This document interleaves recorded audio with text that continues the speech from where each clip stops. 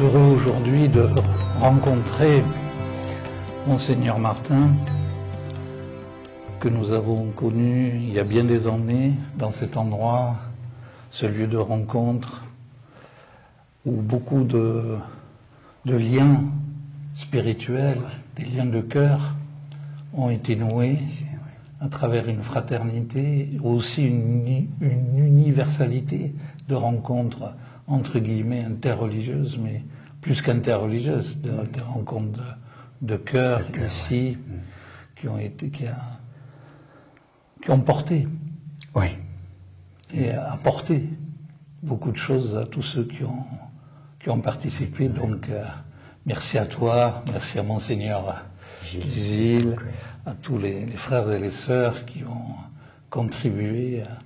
à ces moments, à ce rayonnement et à cette continuité aujourd'hui. Donc on est très heureux, très honorés de pouvoir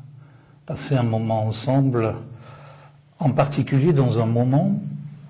où l'on voit que se continue cette désagrégation, cette confusion, cette inquiétude qui rejaillit dans les cœurs, dans les âmes de beaucoup de personnes, et dont il nous semble nécessaire d'affirmer les valeurs de la voie spirituelle authentique et leur portée. Donc merci encore de nous accueillir et de nous offrir un peu de ton temps. Merci. Donc joie effectivement de vous rencontrer par le biais de ce moment-là, de cet enregistrement, puis de ce film, donc en lien effectivement avec cette fraternité tissée depuis de nombreuses années, effectivement avec Yachine, lors de rencontres effectivement qui avaient été inspirées à l'époque par le fondateur de notre église, de notre lieu, Monseigneur Vigile. Peut-être ce que je propose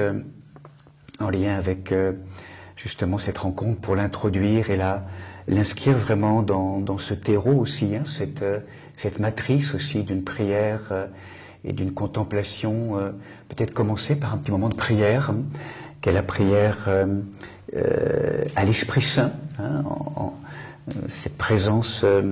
qu'on appelle la Shérina divine dans le texte sacré, le texte biblique. Peut-être proposer cette prière à l'Esprit Saint qui introduit souvent nos temps liturgiques dans la tradition de l'orthodoxie. Donc cette prière est la suivante.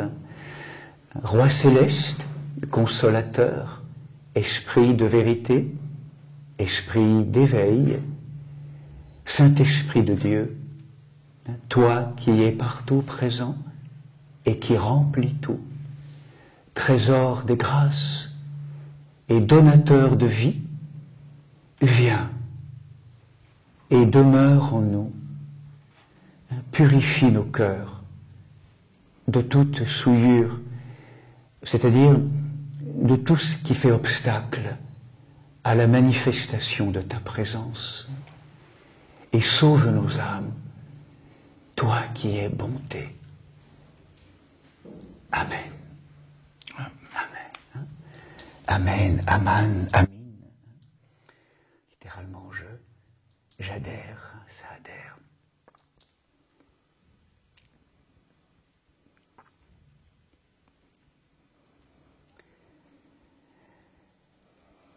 Merci d'introduire ce moment. Et ça nous invite à rentrer dans le cœur de notre sujet, puisque on a vu comment les religions, ou plutôt les religieux, se sont écartés de leur sujet principal, c'est-à-dire le cœur de l'homme et cette relation à la transcendance, et comment la modernité, de notre côté, a procédé à toutes les coupures avec le transcendant, mais aussi avec l'horizontalité, avec la terre, abandonnant l'homme à lui-même et encore en lui-même, à quelques parties de lui-même, dont on mesure aujourd'hui les conséquences. On peut les qualifier de dramatiques, celles qui se présentent par le climat, mais aussi intérieurement, toute cette agitation Et tu parlais des souillures qui peut-être font rire encore certaines personnes qui sont toujours dans l'hubris et l'arrogance de soi-même, mais le cœur, comme le corps, a besoin d'être nettoyé. Oui. Pourquoi le corps aurait-il besoin d'être nettoyé et le cœur n'en aurait-il pas besoin? C'est un parti pris quand même assez surprenant. Et les traditions ont essayé de maintenir ce lien entre intérieur et extérieur, cette relation, pour ne pas devenir simplement une morale qui devient de plus en plus déconnectée de la réalité, mais la présence de l'esprit que tu as appelé, et qui est le sauveur, bien évidemment, de l'âme. Et dans une tradition, ça s'incarne à travers un triptyque, on pourrait le voir différemment, mais il est quand même important, celui du maître, c'est-à-dire celui qui s'inscrit dans une filiation qui remonte à l'origine des traditions, Jésus-Christ pour l'orthodoxie, le christianisme, Abraham pour le judaïsme, Abraham, Mohammed pour l'islam et le soufisme, etc., pour toutes les traditions. C'est ce qui diffère d'ailleurs une tradition avec les néo-spiritualités qui n'ont pas d'origine et de chaîne, parce que c'est important de savoir d'où on vient, spirituellement parlant. C'est pas un univers flou, c'est un univers précis. Tu as été ordonné, sacré, etc. Et tout ça dans une filiation qui est garante de l'énergie spirituelle, de cette transmission. Et de notre partie, les figures inspirantes, c'est-à-dire qu'une tradition, elle a une origine, mais dès le moment où l'origine se déploie des saints, se déploie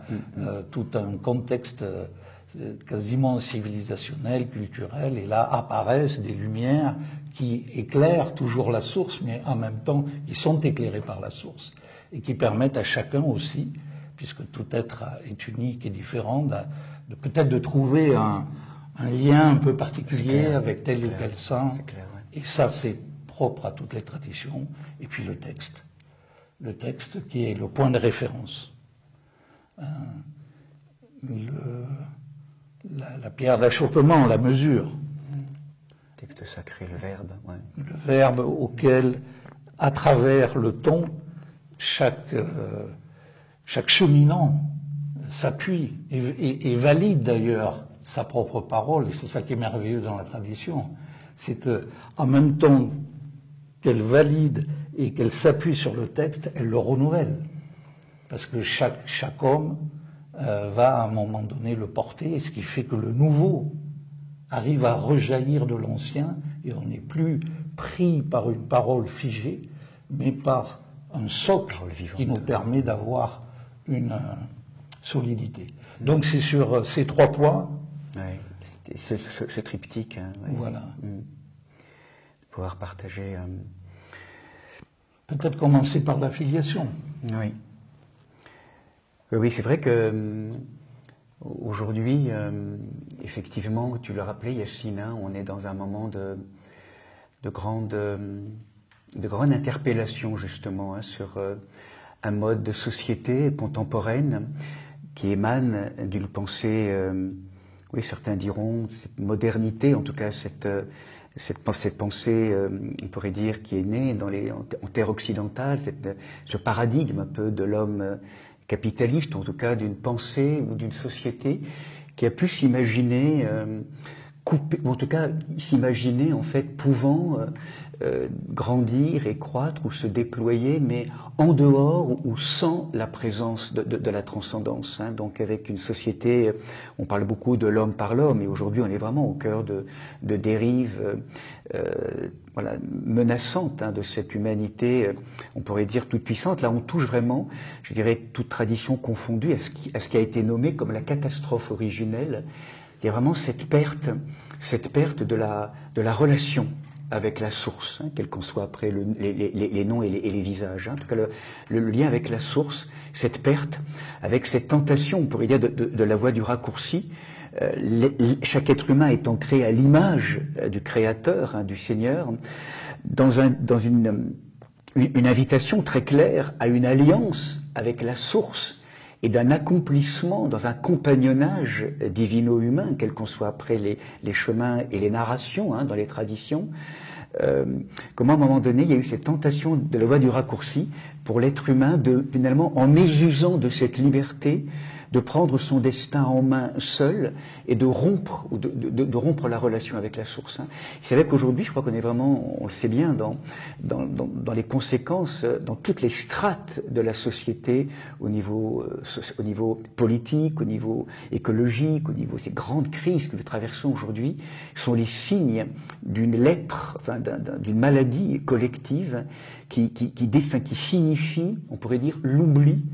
l'amnésie, avec la transcendance, avec la source. Ça s'est effondré, les squelettes s'est effondré.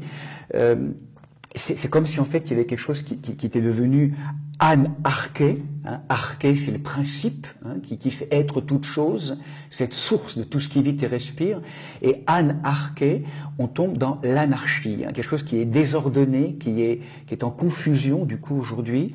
et qui fait qu'on a la sensation que tout mouvement qui voudrait reverticaliser et retendre et réorienter vers la source, aujourd'hui, sont un peu mis à mal, je dirais, et dans cette tendance aussi, à travers beaucoup de mouvements, à horizontaliser et à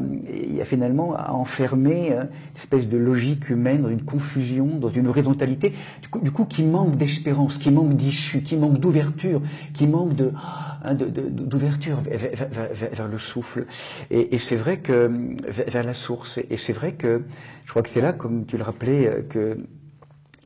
la tradition, alors c'est là où je pourrais dire, tout à l'heure tu as signifié le lien au religieux,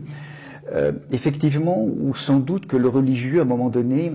alors là où il a pu achoper de manière générale, le religieux, toute tradition confondue, c'est à la fois à travers des fondamentalismes, je dirais, qui ont proposé à un moment donné une adoration ou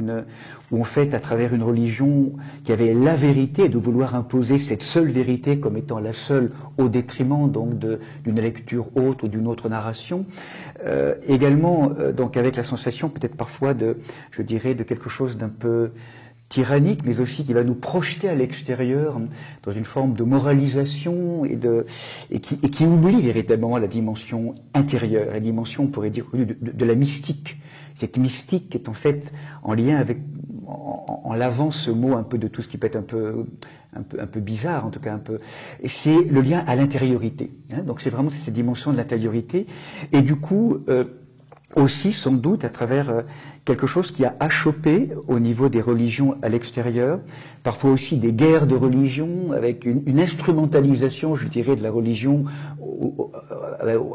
en lien avec des logiques politiques ou sociétales qui ont fait qu'il y a une perte de confiance peut-être aujourd'hui très clairement par rapport au phénomène ou religieux en fait actuellement dans nos sociétés contemporaines, et puis vraiment une réponse à côté de ça, d'un mouvement qui cherche aussi le chemin spirituel, mais effectivement qui peut naître comme ça de manière un peu spontanée, sans forcément cet enracinement que porte la force d'une tradition spirituelle, qui fait que là on peut aussi être dans des logiques, je dirais, un peu, comment on pourrait dire, un peu de mélange, de spiritualité un peu, oui, nuageuse ou un peu syncrétique, qui ferait que on se retrouve dans ces deux impasses, il me semble aujourd'hui, que rappellent certains, qui sont à la fois la notion de communautarisme, ou on pourrait dire de fanatisme religieux d'un côté, de fermeture, et de l'autre côté quelque chose qui est un peu un syncrétisme, je dirais, et là où on a vraiment ces deux pôles, et qui me semble effectivement, tu le rappelais justement aujourd'hui, que la tradition, dans ce qu'elle peut porter à la fois d'enracinement et d'enracinement dans l'éternité, je dirais, d'une présence et d'un enseignement qui effectivement va avoir à s'actualiser dans la temporalité de l'histoire, et qu'il est vrai qu'il y a des dialogues, des narrations, des verbes qui ont du mal à se faire entendre quand on parle il y a 2000 ans ou il y a 1000 ans. Il faut réactualiser l'histoire, mais en même temps, ce que chaque tradition porte, c'est vraiment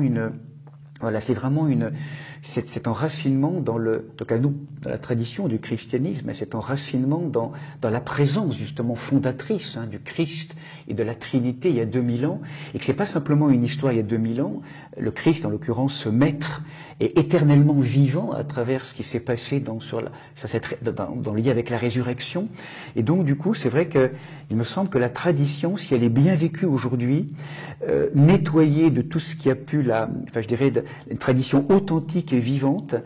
peut être vraiment, est vraiment aujourd'hui, je crois, l'un des lieux une réponse très forte à une tradition vivante, une réponse très forte à, je dirais, au désordre, au chaos, je pourrais dire, qu'il y a aujourd'hui,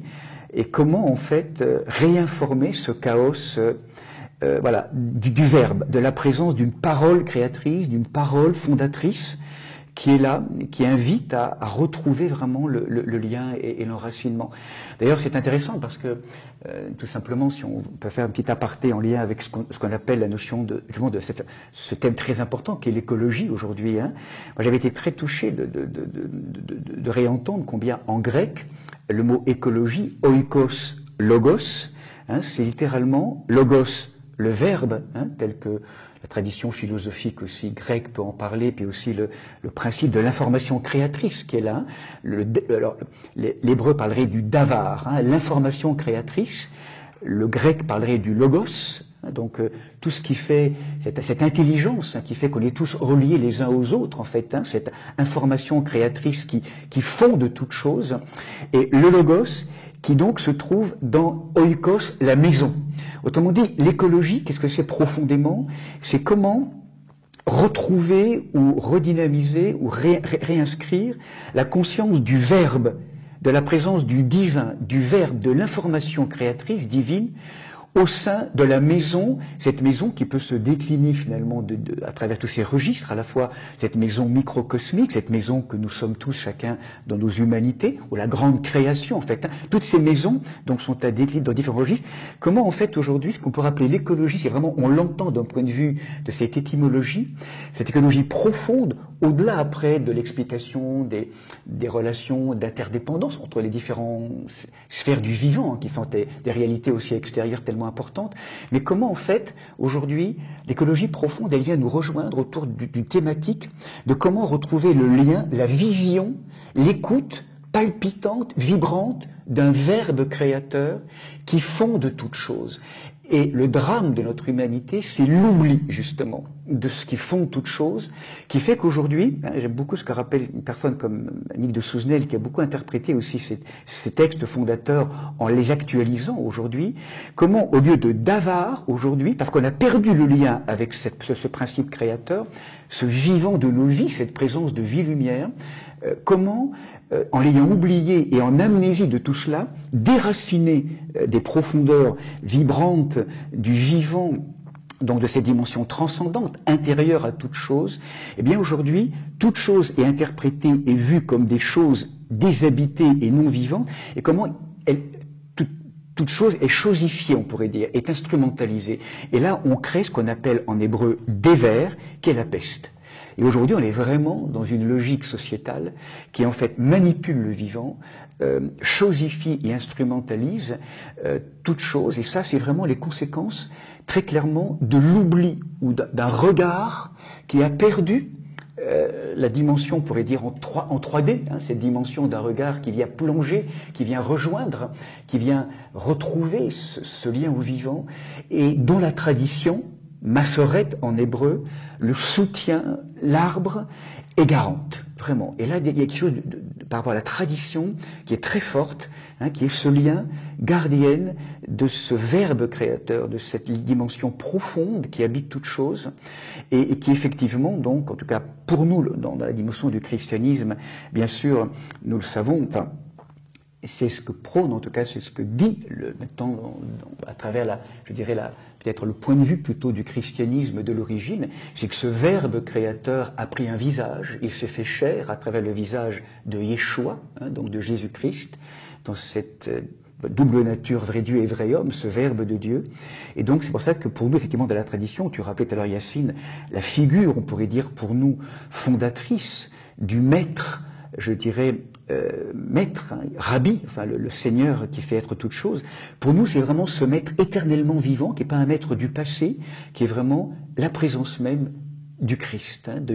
à travers le visage de Jésus-Christ, hein, qui à travers ces dimensions donc de la résurrection, donc en traversant, diront certains, le voile de la mort et le voile de la lumière, on pourrait dire, hein, de la lumière, nous bascule dans cet au-delà, hein,